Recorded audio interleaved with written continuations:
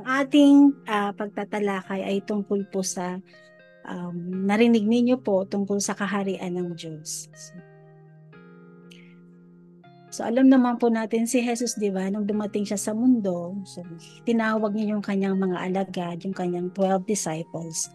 So bilang paghahanda sa kanila na maging saksi, pag natapos na yung kanyang mission dito sa mundo, sila yung magpapatuloy ng kanyang mission dito sa daigdig.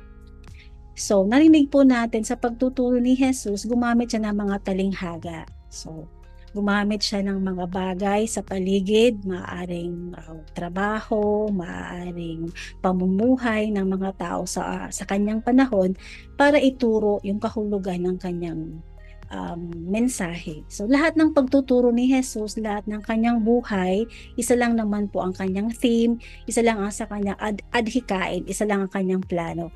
Ito ay simulan ang paghahari ng Diyos sa atin.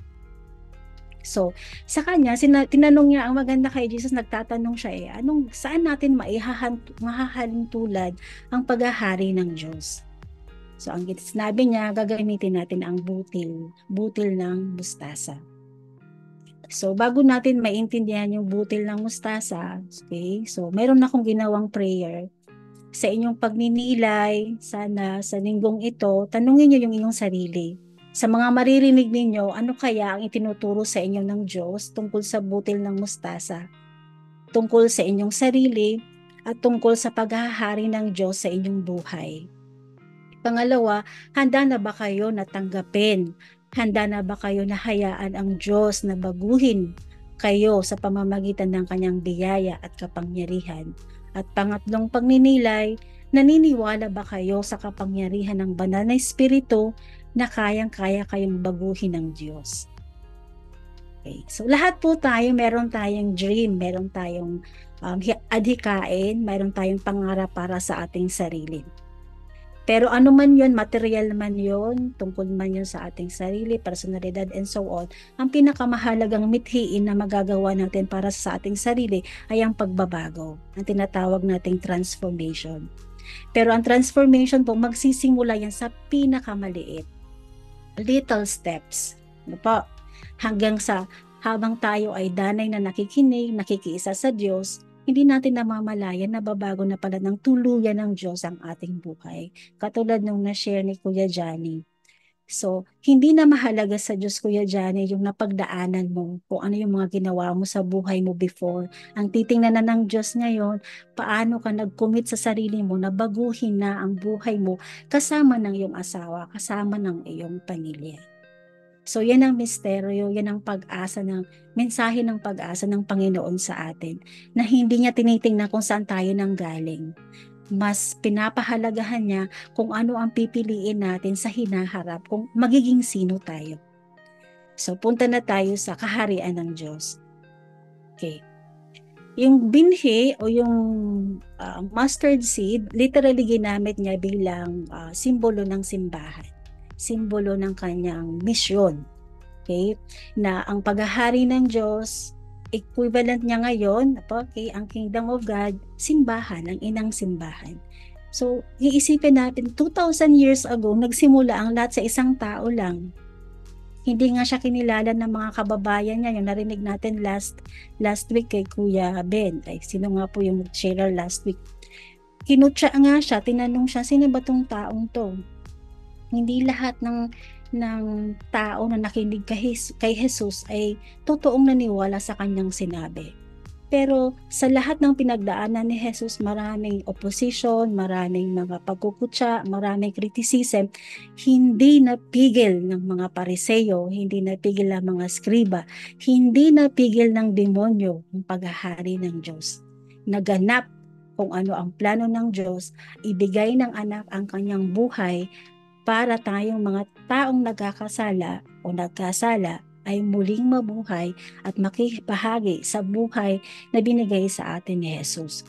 So doon pa lang sa buhay ni Jesus, nakita na natin siya yung binhi, siya yung butil, siya yung mustard seed na itinanim ng Diyos para sa atin. Ngayon, paano natin tatanggapin si Jesus? Depende yon. So, yung buong chapter 4 ni Mark, yung binasa natin ngayon, may iba-ibang talinghaga yon, iba-ibang parabola. Yung unang parabola, parable of the sower. Okay? Yung manghahasik. Tapos pag binasa natin dyan, makikita natin merong 4 na klase ng puso o 4 na klase ng pakikinig. So, yun yung i-divide, ihihimayin ko maya-maya sa inyo. So, okay? May 4 na uri ng pakikinig. Depende yon sa ating mga tao kung paano natin tatanggapin, paano natin pakikinggan, paano natin kukunin isa sa buong salita ng ate sa akin, sana ibigay ko sa inyo yung reflection na naaayon sa inyo bilang KKK, bilang member ng KKK. So paano po natin tatanggapin yung paghahari ng Diyos sa atin? Meron akong in-enumerate, mahirap magtagalog. Meron akong nilista na 5 na pamamaraan. Sana isulat niyo po dyan kasi hindi ko na ma-share, pasensya na po. Paano tayo paghaharian ng Diyos? Okay? So, ang paghahari ng Diyos, unang-una may 3 po siyang kahulugan. Ang kaharian ng Diyos ay tao. Ang kaharian ng Diyos ay si Kristo mismo, si JC mismo. So, you see, pag tinanggap mo yung kaharian ng Diyos, ibig sabihin tinatanggap mo si Jesus sa iyong buhay. At ang pagtanggap mo sa Kanya, ay meron na pong pagbabagong mangyayari sa iyo. Pangalawa, ang kahulugan ng kaharian ng Diyos ay uri ng pamumuhay. Ang kaharian ng Diyos ay hindi building, hindi structure, kundi uri ng pamumuhay, pagmamahalan, pagmalasakit, pagpapatawad, kalinisan, kabutihang loob. Yan ang kaharian ng Diyos. Yan ang mga marka na makikita natin sa pamumuhay natin. Totoo nga, nasa akin na ang kaharian ng Diyos. Okay? Pangatlo, ito ang pangako ng Diyos sa atin. So, nangyari ito nang si Jesus ay pumunta, nang itinilaga niya ang kaharian ng Diyos, pero ang kaganapan nito, sa buhay na walang hanggan. So, tandaan po natin yung 3 kahulugan, tao, uri ng pamumuhay, at pangako ng Diyos sa atin. Yan ang ibig sabihin ng kaharian ng Diyos. Ngayon, meron pong requirement sa atin. Paano nga ba mangyayari sa akin? Paano ko nga ba tatanggapin ang kaharian ng Diyos? So, meron tayong 5 na galing po doon sa ating binasa, sa ating gospel. Una, pakikinig. Number 1, listening. Okay. Alam niyo ba na the best things in life daw ay yung mga bagay na libre. Hindi mo kailangan magbigay ng pera, hindi mo kailangan tumulong in kind. Ang kailangan mo lang, tenga. Makinig sa Diyos at matuto kang makinig sa iba. Ano po? Ngayon, ang pakikinig, hindi na yung nakikinig, 2 uri pala yon, listening and hearing. Ang hearing, naririnig mo lang. Ang listening, nakikinig ka, pero naiintindahan mo at inuunawa mo ang naririnig mo. Ngayon, hindi mo maririnig ang tinig ng Diyos. Bakit? Kung matigas ang puso mo, katulad ng mga Israelita sa first reading, pinatigas ng Diyos ang puso nila. O bakit kasi? Matitigas talaga ang puso nila. Nilagyan na lang ilang bagay ang kanilang puso. Sumamba sila sa ibang Diyos. Kaya pinarusahan sila na wala yung pinakamahalagang bagay sa buhay nila, ang templo. Andun sila sa Babylonia, na exile sila. Pero kahit ganun katigas ang puso nila, may pangako ang Diyos. Okay?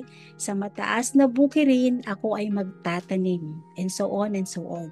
Pero kung ihahambing natin yun sa sa New Testament, yun na ang crucifix ni Jesus, no? Ang kahoy na itinanim ng Diyos. Balik tayo sa pakikinig. Wala kang maririnig kung matigas ang puso mo. Pangalawa, wala kang maririnig kung nagsasalita yung Diyos, nagsasalita ka rin. Sumasabay ka. Kaya ang kailangan mo, silence. You will never hear the voice of God if you are not silent. So God requires us to listen to His voice, to hear Him in the silence of our hearts, in the silence of our minds. Ang hirap makinig kung ikaw din ay nagsasalita at maingay ang iyong isip. Okay po? So, alam ko na meron kayong mga sharings, meron kayong mga secret conversations, no po, na mga nangyayari sa ating KKK. Tapos, syempre, outside KKK, may sarili tayong buhay, di ba? Monday to Saturday. Ang dami nating pinakikinggan. TikTok, di ba? Influencers, halos lahat ng influencers na kilala ng anak natin, kilala din natin. Meron pa tayong isang matinding pinakikinggan, Marites ng Bayan. Alam niyo ba na gigil ka, minsan excited ka, kinikilig ka pa pag nakakakinig ka ng Marites and so on. Those are the ordinary things that we listen to every day. Dahil KKK ka, kailangan magbago ka na. Hindi na yun ang pinakikinggan mo. Dapat ang pinakikinggan mo na yung boses ng Diyos sa buhay mo. Paano mo siya maririnig? Saan ka makikinig? Sa salita ng Diyos. Walang iba. Walang ibang magsasalita sa iyo, si JC lang. So ang tunay na disciple, ang tunay na nananampalataya kay Jesus, kilala ang boses niya at siya lang ang pinakikinggan. Okay po? Amen tayo dyan. So una, listening. Pangalawa, acceptance. So, hindi mangyayari ang kalooban ng Diyos kahit nakinig ka, katulad ng 4, nakinig, pero hindi tumubo, hindi lumago yung salita ng Diyos kasi hindi mo tinanggap. Pag may binibigay sa'yo, ang una mong gagawin, tanggapin at magpasalamat. Okay po? So, kailangan nating tanggapin ang ating pananampalataya. Kailangan nating tanggapin ang salita ng Diyos. Kailangan nating tanggapin ang presensya ng kaharian ng Diyos na si JC mismo sa buhay natin. Hindi si Jesus naging successful in His ministry. Maraming mga taong hindi nakinig or nakinig pero hindi siya tinanggap. Unang-una dyan, yung mga Pariseo, yung mga Skriba. Okay? Kahit ang sarili niyang mga disciples, no, nakinig sila for 3 years kasama niya. Pero pagdating ng crucifixion, pagdating ng kanyang passion, iniwan siya. Akala natin okay na yung disciples, di ba? Pero hindi. Iniwan siya ng kanyang mga disipulo. Masisisi ba natin sila? Wag nating sisihin. May plano ang Diyos. Okay? So makinig. Okay? Ilagay sa puso, tanggapin. Magpasalamat. Pangatlo, repentance. So, hindi sapat na tinanggap mo pero wala kang pagsisisi sa iyong mga nagawang kasalanan. The first effect na ibibigay sa atin ni Jesus, remorse for our sins. Kasi nakita natin yung buhay natin na malayo pala sa will, sa kagustuhan ng Diyos sa atin. So, paano natin malalaman na tinanggap natin ang paghahari ng Diyos kung tayo na ay nakakakita, nakikilala natin ang ating mga kasalanan? Sometimes, pag nagre-reflect ka, pag meron kang examination ng sarili mo, diba? Examination of conscience, minsan mangingilabot ka sa mga kasalanan na gawa mo. Pero believe in the mercy of God. Kasi kung hindi dahil sa awa ng Diyos, sana hindi ka nabuhay, namatay ka na. But since you are still breathing, the abundance of God's mercy, the abundance of God's forgiveness is overflowing to you. Ikaw na lang maghanap. Okay? So listening, acceptance, repentance. Number 4, conversion. Hindi sapat na nagsisi ka lang. Kailangan mong magbago ng buhay. May commitment ka na baguhin mo ang iyong sarili. Transformation, conversion. Hindi na pwede na maging bago o maging dati pa ang buhay mo na tinanggap mo na si Jesus. Lahat, in all aspect of your life, babaguhin yan ni JC. Pag-uugali mo, pananaw mo sa buhay, okay? Mga preferences mo, mga values mo, mga gusto mo, lahat yan babaguhin niya. So napakaganda ng process ng Diyos. Kaya makikita natin na ang kingdom of God is a process of rebuilding us, renewing us, a process of growing, making us grow in our spiritual life. And finally, nagawa na natin yung listening, nagawa na natin yung acceptance, nagawa na natin yung repentance, nagawa na natin yung conversion. Panglima, discipleship. Kailangan nating bumalik sa simbahan. Kailangan natin ang community. Kailangan natin ang family of God. You are blessed kasi you have your second family aside from your parish. You have your KKK. Nandito ang kaharian ng Diyos. Nandito ang presensya ni JC. Bakit? Sa salita niya, sa mga experiences, sa kabutihan ng bawat isa sa inyo. So maniwala lang tayo. So okay, so yan ang aking reflection. So sana yun ating balik-balikan na tayo ay makinig, tanggapin, magsisi sa ating mga kasalanan, okay? Baguhin ang ating sarili at tayo ay makiisa sa misyon ng simbahan at patuloy na lumago sa ating buhay pananampalataya kay Jesus. Isa lang naman ang gusto ni Jesus para sa atin. The purpose why He came ay ibigay sa atin ang buhay. Sana pala makita nyo yung ginawa ko. May ginawa kasi akong picture, yung mga prutas na hitik sa bunga. Papakita ko sa inyo. So, galing ako sa Lipa this weekend. So, nakita ko doon, marami silang puno ng mangga. At makita mo talagang hitik sa bunga. So, totoo yun, di ba? Na pag ang puno hitik sa bunga, yan, maraming mga tao ang namimitas ng bunga. Totoo yun. Pag maraming pagbabago sa buhay natin, marami ang makikinabang sa kabutihan natin. Ano po? Huwag natin laging iniisip ang material ha. Ang iisipin natin lagi yung spiritual, yung kabutihan natin. Ang material, okay, secondary lang yan. Okay, ayan. So, kita nyo to. Ay, sorry. Hindi ko na maibalik. Okay. So, mag-imagine na lang kayo na punong-puno ng bunga.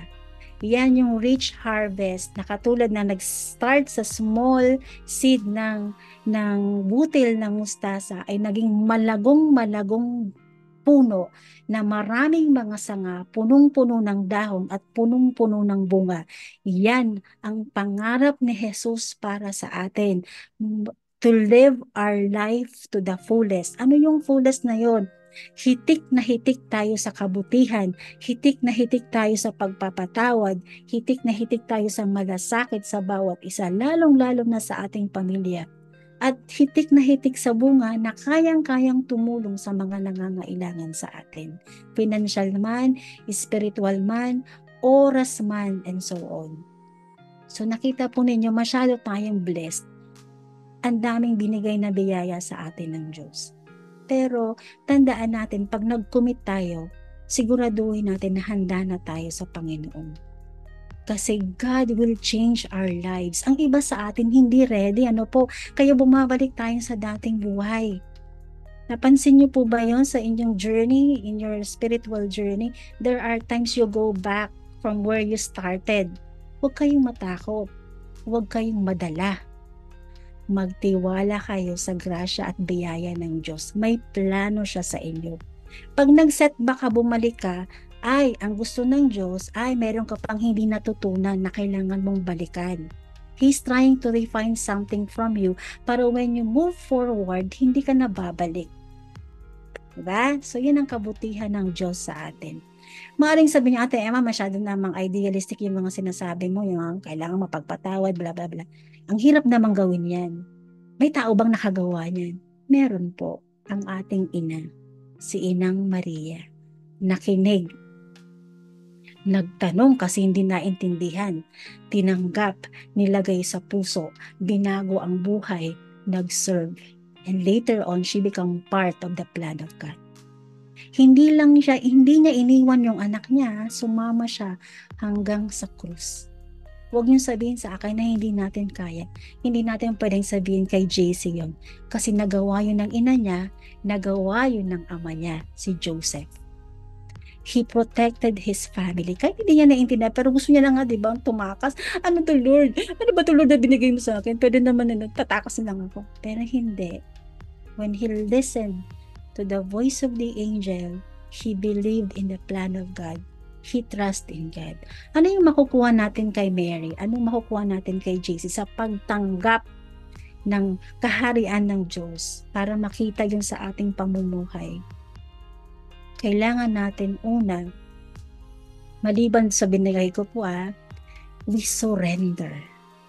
Kapag hindi tayo nag-surrender, okay, hindi talaga pa mangyayari. When we empty ourselves to God, empty ourselves, empty your mind, empty your heart, empty your soul. Next thing that will happen is you are so willing to surrender yourself to God. Surrender yourself to the plan of God. Surrender yourself to the will of God. And boom, katulad ng mustasa, simula sa maliit, magiging tayong punong mabunga, punong malilim, punong-puno ng sanga, punong-puno ng dahon, na magbibigay ng nourishment, magbibigay ng tulong, kasaganahan, ginhawa sa ating kapwa. Hindi lang sa ating kapwa muna. Pag sinabi natin kapwa, sa ating anak, sa ating asawa, sa ating magulang, at maging sa ating komunidad. Okay. So finally, ang Kingdom of God, gusto ko yung in-equate, hindi nyo nakita yung aking pictures. Gusto ko i-send ito. In-equate ko yung Kingdom of God sa KKK. And ang sentro ng inyong life in KKK ay ang inyong puso. Sa loob ng puso, nandoon yung ear. Gusto ko kasing emphasize yung ear kasi all of your life in KKK, you will listen to one another. Make it a ministry. Ano po? Hindi yun dahil, ni-require lang ni Ma'am Pebbles na makinig. No. Listening is also a ministry. Did you know that when you listen to one another, you can bring healing to one another? And listening is so powerful because in listening, it starts the kingdom of God. Diba? So, hayaan natin na ating puso makinig sa bawat isa. Ang tawag natin doon, empathic listening. Okay? So, sa pakikinig, kailangan ng isip, kailangan ng puso. Kailangan ng tenga, kailangan ng puso. So, hayaan natin na laging malusog ang ating tenga, malusog ang ating puso. Paano natin magagawa yon? Panatilihin natin ang kalinisan, kalusugan, kalinisan, at kaligayahan ng ating puso at ng bawat isa.